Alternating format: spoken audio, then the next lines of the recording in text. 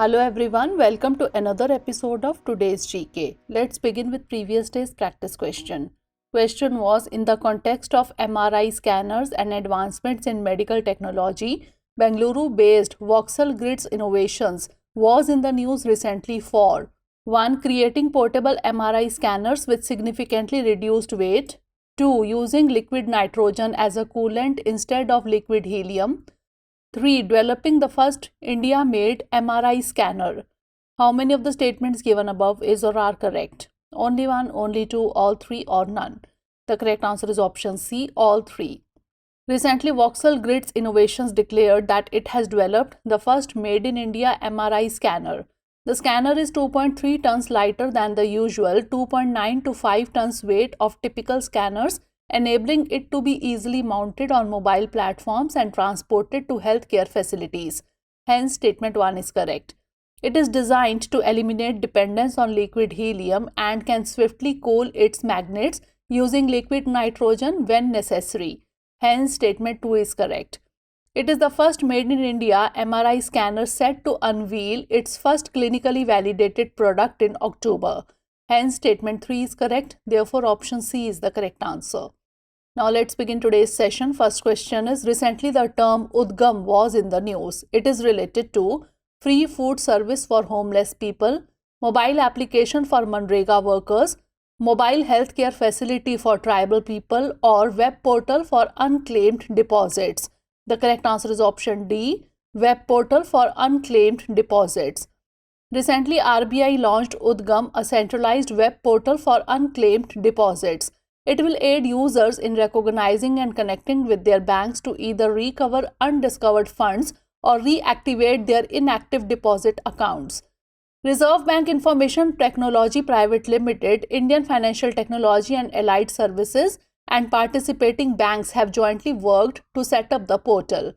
The search facility for all banks on the portal would be made available in a phased manner by October 15, 2023. Therefore, option D is the correct answer. Next question is, consider the following statements regarding Niger's geography. 1. Niger is a landlocked country bordering Chad, Mali, Liberia, Benin and Libya only. 2. The Niger River rises in the Guinea near the Sierra Leone border and flows into Nigeria. Which of the statement or statements given above is or are correct? 1 only, 2 only, both 1 and 2, or neither 1 nor 2? The correct answer is option B, 2 only. Recently, the stranded Indians crossed the Niger border to Benin by road. It is bounded on the northwest by Algeria, on the northeast by Libya, on the east by Chad, and on the south by Nigeria and Benin, and on the west by Burkina Faso and Mali. Hence, statement 1 is not correct. Niger River, the principal river of Western Africa with a length of 2,600 miles, that is 4,200 kilometers, is the third longest river in Africa after the Nile and the Congo. Niger River or Joliba or Quora, principal river of Western Africa. The third longest on the continent, it rises in Guinea near the Sierra Leone border and flows into Nigeria and the Gulf of Guinea. Hence, statement 2 is correct. Therefore, option B is the correct answer. Next question is, recently the term Fifluencers was in the news. It is related to fitness, traders, finance, or condensers. The correct answer is option C, finance. Recently, the Advertising Standards Council of India said that medical practitioners, health and fitness and finance experts now need to disclose qualifications. It mentioned that influencers need to disclose that they are certified experts and practitioners while sharing information or promoting products or services or making any health-related claims. All advertisements published by social media influencers must carry a disclosure label that clearly identifies it as an advertisement. Under the new guidelines, finance influencers, also known as Fifluencers, if advising about stock or investments, must have been registered with SEBI. Their SEBI registration number should be stated with their name and qualifications. The influencer must have suitable qualifications such as an IRDAI insurance license, CACS, etc. Therefore, option C is the correct answer. Next question is, consider the following statements regarding the Mahatma Gandhi National Rural Employment Guarantee Scheme, that is MGNREGA. 1. Proximity cards are used to capture the attendance of workers. 2. Drones will be deployed to monitor MGNREGA work sites. Which of the statement or statements given above is or are correct? 1 only, 2 only, both 1 and 2, or neither 1 nor 2. The correct answer is option B, 2 only.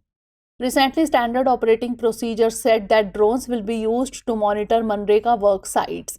The National Mobile Monitoring System, a mobile application, is used to capture the attendance of MGNREGA workers. Hence, statement 1 is not correct. The Union Government's SOP allows drone utilization to probe corruption issues or violations at MGNREGA work sites. Drones will be used for 4 types of monitoring: surveying the ongoing works, inspecting the completed works, impact assessment, and special inspection in case of complaints. Hence, statement 2 is correct. Therefore, option B is the correct answer. Next question is, recently the term Project 17 Alpha was in the news. It is related to Navy, artificial intelligence, cheetah, or nuclear energy. The correct answer is option A, Navy.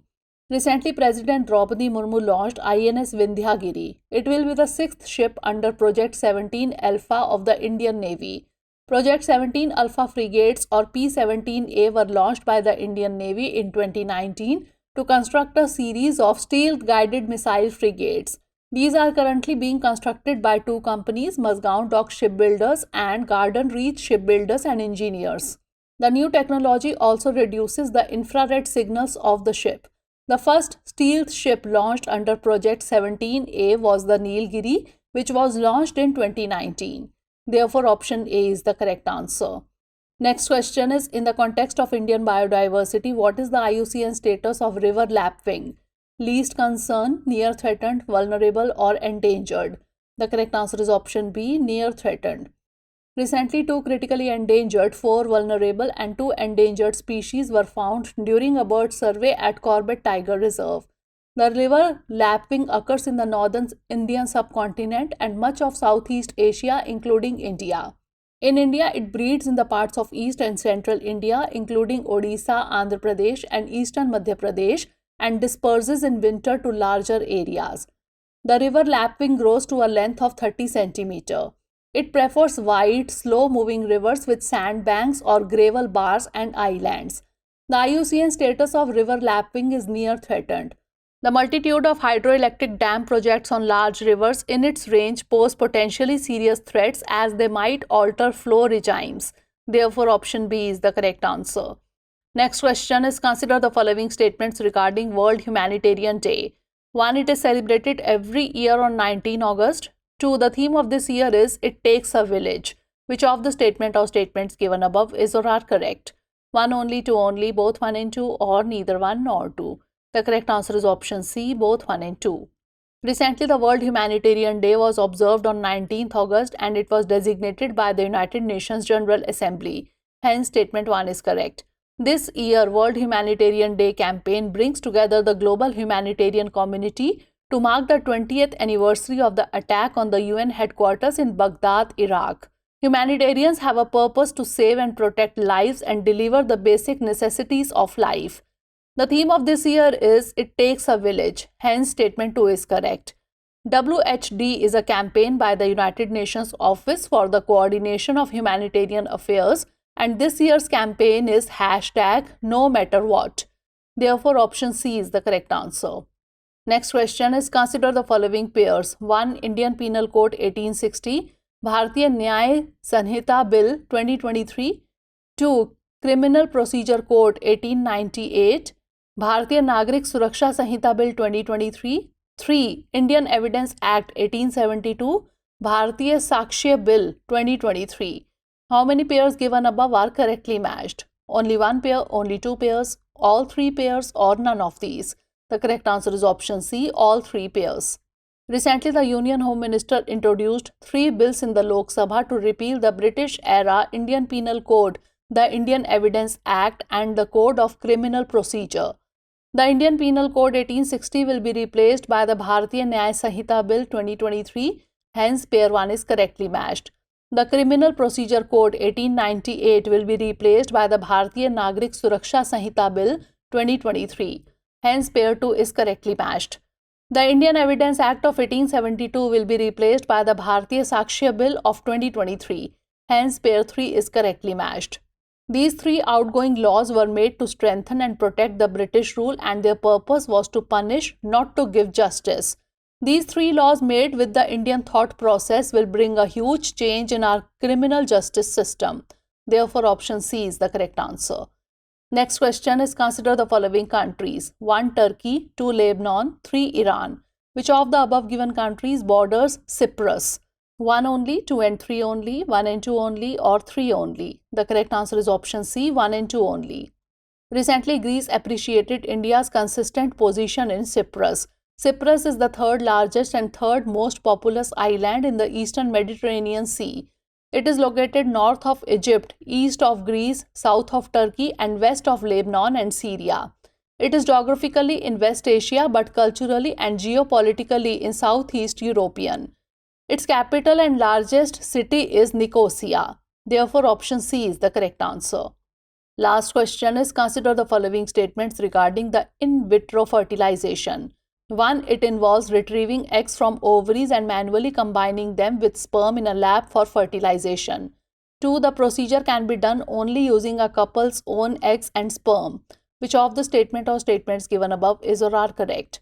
1 only, 2 only, both 1 and 2, or neither 1 nor 2? The correct answer is option A, 1 only. Recently, Goa has become the first Indian state to offer free in vitro fertilization or IVF treatment. It is a medical procedure used to assist individuals or couples who are facing fertility challenges in achieving pregnancy. IVF is the most common and effective type of assisted reproductive technology process. IVF is a complex process that involves retrieving eggs from ovaries and manually combining them with sperm in a lab for fertilization. Hence, statement 1 is correct. The procedure can be done using couples' own eggs and sperm, or IVF may involve eggs, sperm, or embryos from a known or anonymous donor. Hence, statement 2 is not correct.